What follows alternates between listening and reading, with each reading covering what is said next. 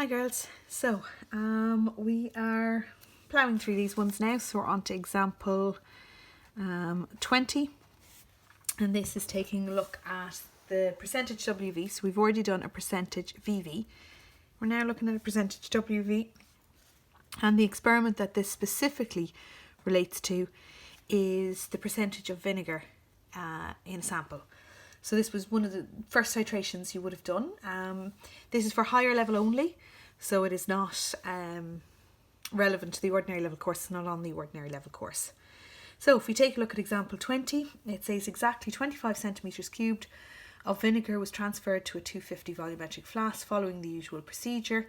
27.2 of this solution was completely neutralised by 25 centimetres cubed of a 0.1 molar solution of sodium hydroxide. Find the concentration of the vinegar and the concentration of the vinegar in WV. And it gives you the balanced chemical equation. Okay, so normally we just use V1N1N1 and there's nothing wrong with doing that in this particular case. So we'll just take a look at it. So it's CH3COOH and you're looking at sodium hydroxide.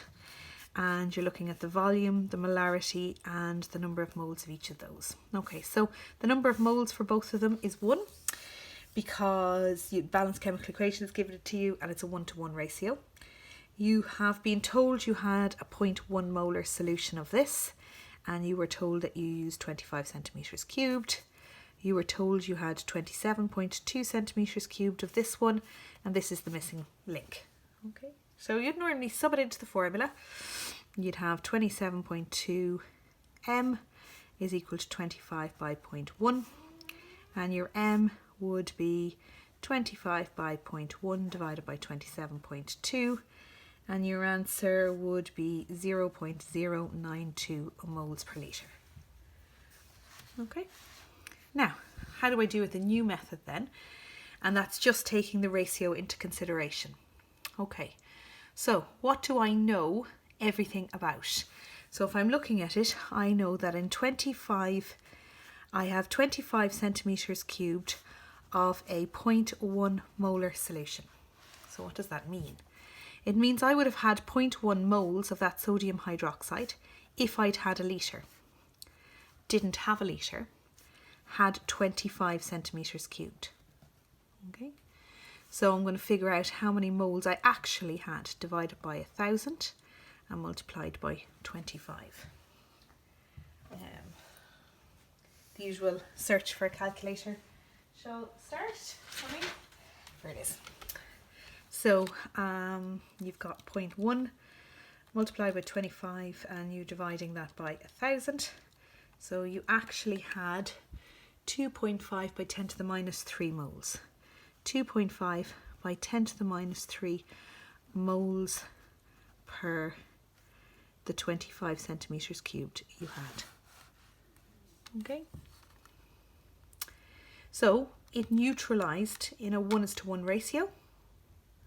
So therefore it neutralised that part of what you had. Okay. So that's the number of moles that was in your 27.2 centimetres cubed. Why? It's a 1:1 ratio. So if you know you had 2.5 by 10 to the minus 3 moles here, you had 2.5 by 10 to the minus 3 moles here. So now you can say you have 2.5 by 10 to the minus 3 moles in 27.2 centimetres cubed of your vinegar or your ethanoic acid. The question asks you for concentration. So the question asks for that in a litre. So you're going to come down and take your figure, divide it by 27.2, and you're going to multiply that figure by 1,000, and you're going to get your 0.092. So again, you're taking your 2.5 by 10 to the minus 3, dividing it by 27.2 to come down to 1, and multiplying the resulting answer by 1,000, and you will find you had 0.092 moles per litre. The same answer you got up here. So 2 different methods. Obviously, if this is the option and it's asked normally in the way it would have been originally asked, that's the way you would do it. But sometimes they will ask you the number of moles in the 25 centimetres cubed of sodium hydroxide, and then using that figure to calculate the moles per litre of the vinegar. So that's how they'd ask the question.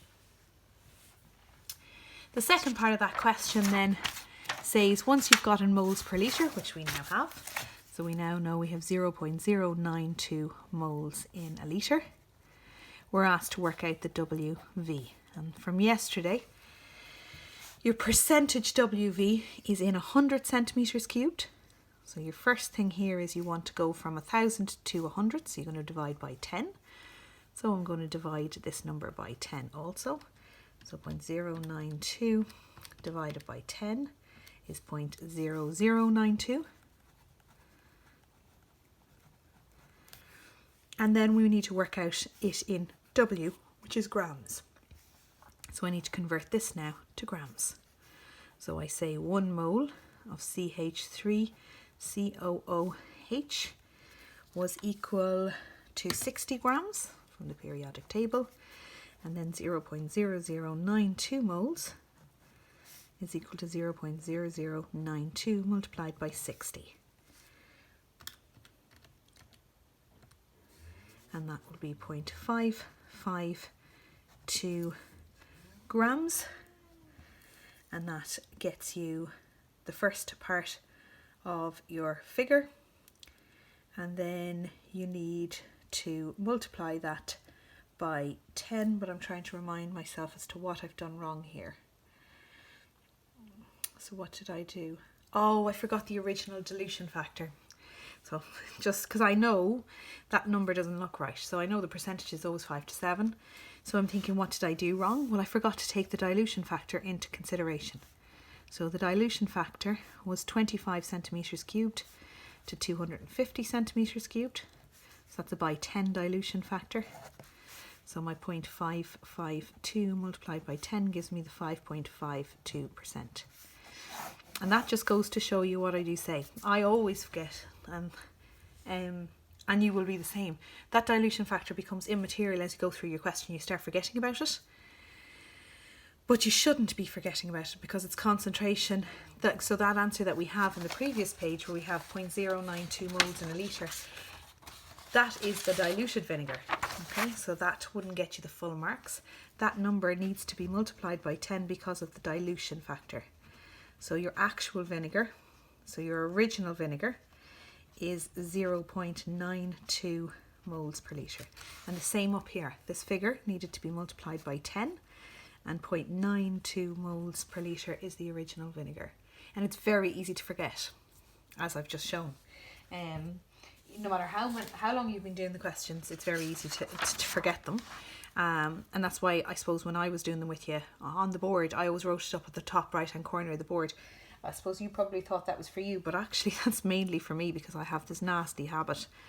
When I get to the end of the question, I know I've done something wrong, and then I have to go back and figure it out, and that's what I've done wrong.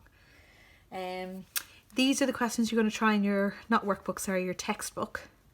So your textbook, and these are for higher level only. So if you're planning on doing the higher level, as far as I know, most of you are. I haven't heard anything new from any of you, so I'm assuming you're still planning on doing the higher level. So this is for the higher level. So I gave you the ordinary level question this morning, but we would have had a double class today. So I'm going to give this for the higher level as well. So for the higher level girls, I'd expect the 2 questions done here and the calculation for the ordinary level. We don't normally have class on a Wednesday, so I'll make this all due on Thursday. And I'll be back on Thursday then to correct these 2 questions for you. Okay, talk to you soon.